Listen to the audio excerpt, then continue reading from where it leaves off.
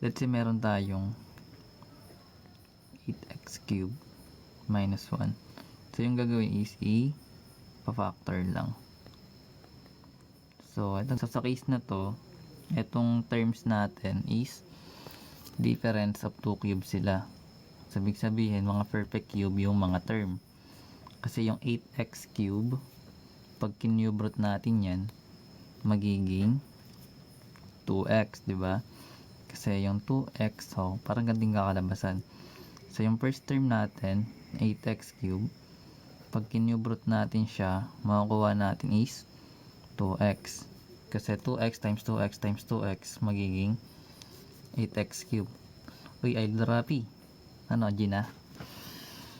So ngayon, meron naman tayong 1. So yung 1 natin, guys, that is perfect cube din. Kasi pag kinube root natin yan, makukuha tayo ng 1. So, yan. So, difference of 2 cubes sila kasi may minus tayo dyan. Anyways, itong 2x natin, guys, let's say ito is, i-rewrite natin siya as A. Then, itong 1 natin is B.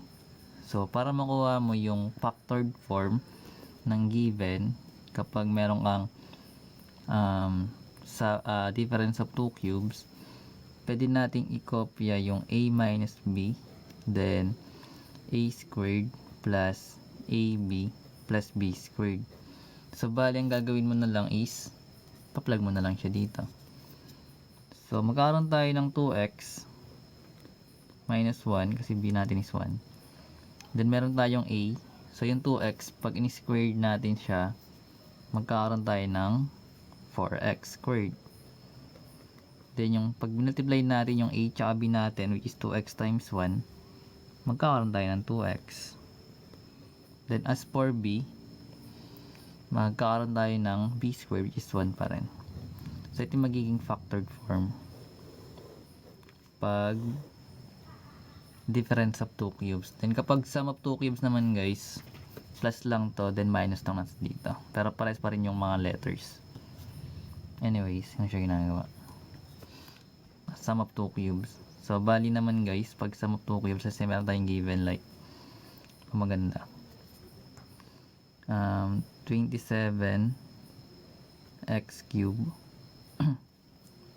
plus ano ba? Plus 8. Yan. So, kunyari meron tayo dito 27x cube plus 8. So, that is sum of 2 cubes naman. So, pa-factor lang ulit natin. So, kung i-cube root mo lang parehas yung terms. So, pag kinube root natin yung first term natin, magkakaroon tayo ng 3x. Kasi 3 cube is 3. Then, x cube. May ginto siya pag kinube root. May x pala. Then, yung 8 natin, that is perfect cube din. Kasi pag kinube root natin siya, makakuha tayo ng 2. Wherein yung x, 3x gagawin natin siyang A. Then yung 2 natin gagawin natin B. Then yung formula, same lang dito sabi natin, di ba? So magkakaroon tayo ng A plus B, kasi sum nga. Then magkakaroon tayo ng A squared, kaso minus yung gitna. Then B squared. Yan. Then plug na lang. Plug and play.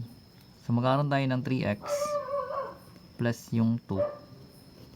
Then yung a squared natin magiging 3x times 3x, which is 9x squared, minus 3x times 2, magkakaroon tayo ng 6x. Then yung b squared natin magiging 4. So ito yung magiging factored form. Magkano siya ginagawa? So let's say meron tayong 3x squared, o cube na lang, minus 2x squared plus x minus 5. Then, i-divide natin sa x plus 1. Then, ang pinapahanap dito is yung remainder. So, actually, we can solve it by long division and synthetic. Depende kung saan ang mas trip niya. Pero, sasolve natin siya parehas para ma-visualize nyo kung paano ginagawa. So, unahin natin yung long division. Pero if ever na may mga bits tayo sa YT actually, nasa pin post. Pwede nyo i-visit yun guys kung may gusto kayong hanapin na math-related topics. Anyways, so pag long division naman guys, actually yung ginagawa lang is, pa-plug lang natin to. So kunin mo yung divisor, yung x plus 1.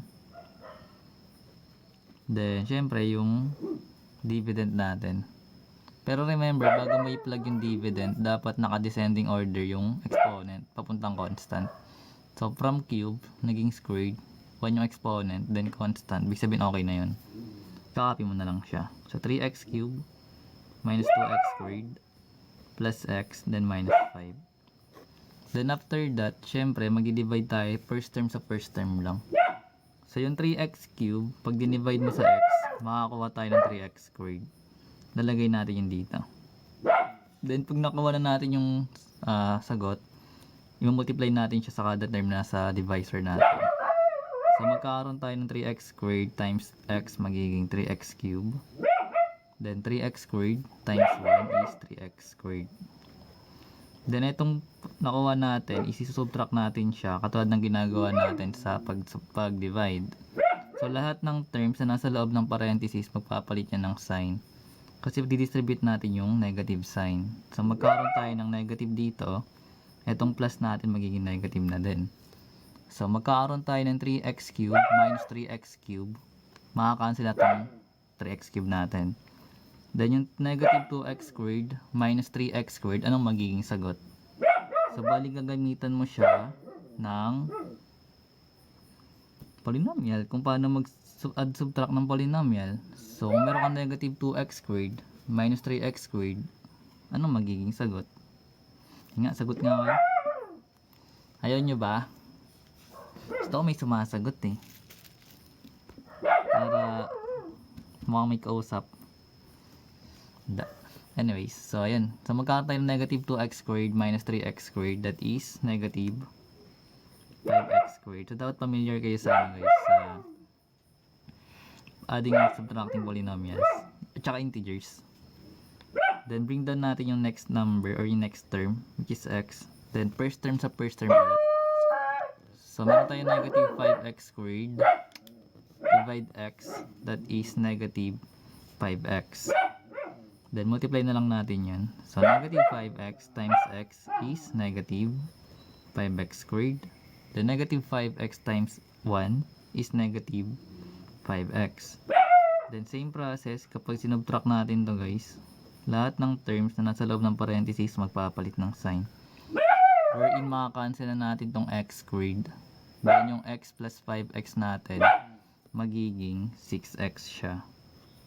Then i-bring down natin yung last number, which is negative 5. Then first term sa first term ulit. So 6x divide x, that is 6 na lang. Then, multiply na natin yun. 6 times x magiging 6x. Then, 6 times 1 magiging 6. Then, subtract na lang natin ulit. So, lahat ng term magpapalit ng sign. Subtract na lang natin ito. Hirap na ito i-edit. Nag-iingay ang aso. Yun. So, negative 5 minus 6 magiging negative 11. So, ngayon, yung magiging remainder natin is negative 11.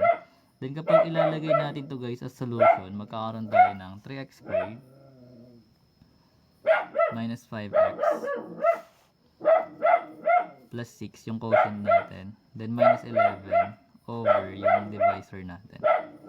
So, ganito yung magiging final answer kapag sinolve natin. Pero yung tanong kasi is remainder. So, yung sagot natin is negative 11. Ngayon lang siya ngayon lang siya nag-ingay. Okay, so try natin synthetic. Distracted tayo sa ingay.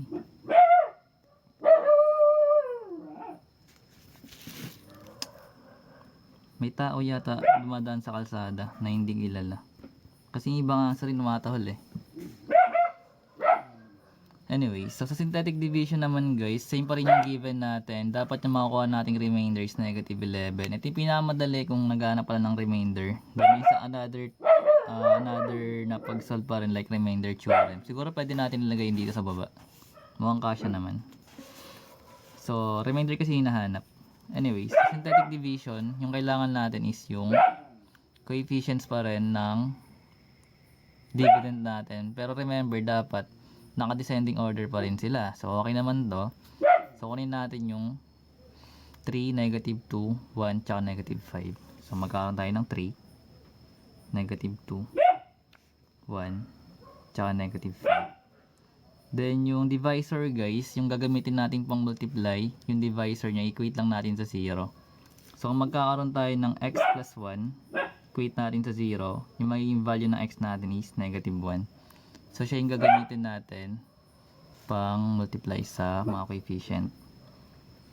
Anyways, yung last term guys, yung magsiserve as remainder.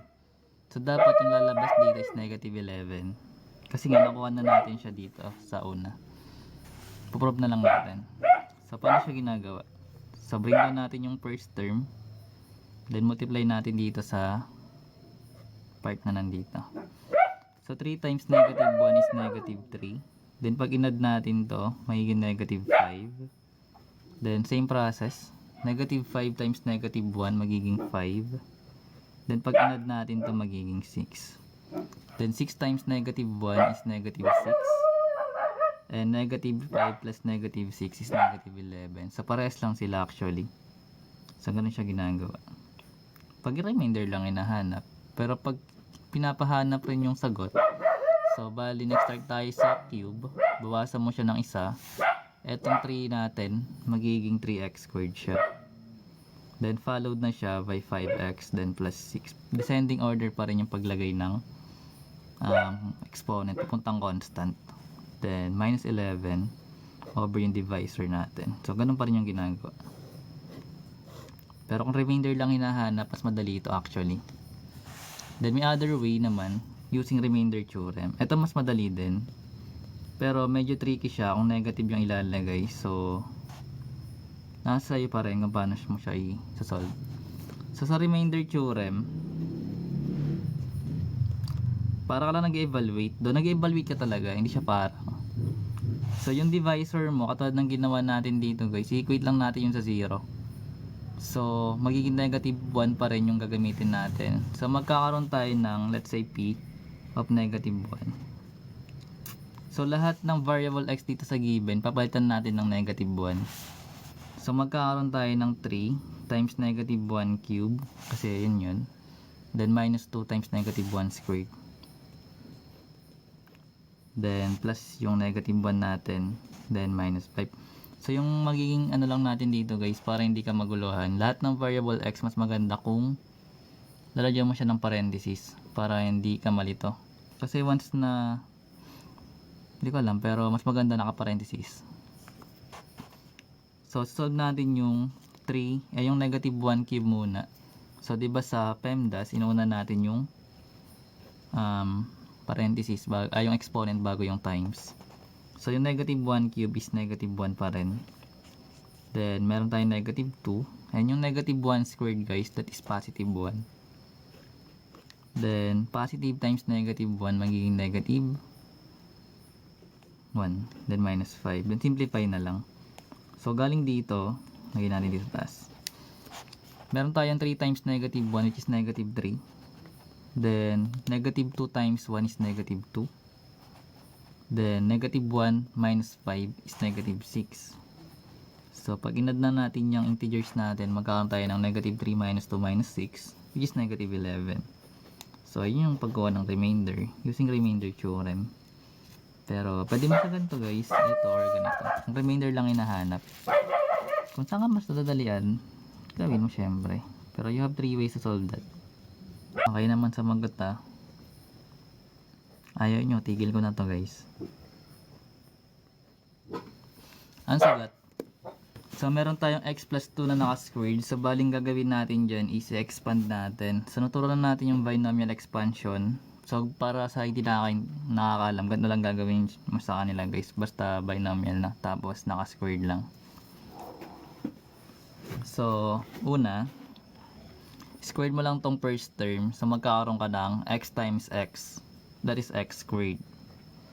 Then yung second term guys, magmumultiply ka lang ng 2. Then i-multiply mo rin yung first term tsaka second term. So bali magkakaroon ka ng 2 times x which is 2x times 2. magiging 4x. So, magiging plus 4x na siya. Then, yung last term, squared mo rin siya. So, meron kang 2 times 2, magiging 4. Ito na yung expanded form na itong term na to. Wherein, pag pinoil method mo siya, ito rin kakalabasan.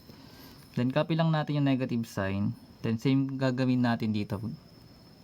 So, yung x is squared lang. So, magkakaroon tayo ng x squared. Then, magkakaroon tayo ng 2 times x, which is 2x, times negative 2, which is negative 4x. Then, squared natin yung negative 2, magiging positive 4. Ayan, expanded form niya. So, ngayon guys, meron tayong negative sign. I-distribute natin to muna bago tayo mag-simplify na. So, magkakaroon tayo ng x squared plus 4x plus 4. Then, magpapalit to ng sign. So, magiging negative x squared plus 4x minus 4. So, ngayon, makakancel yung x squared kasi isang positive tsaka isang negative.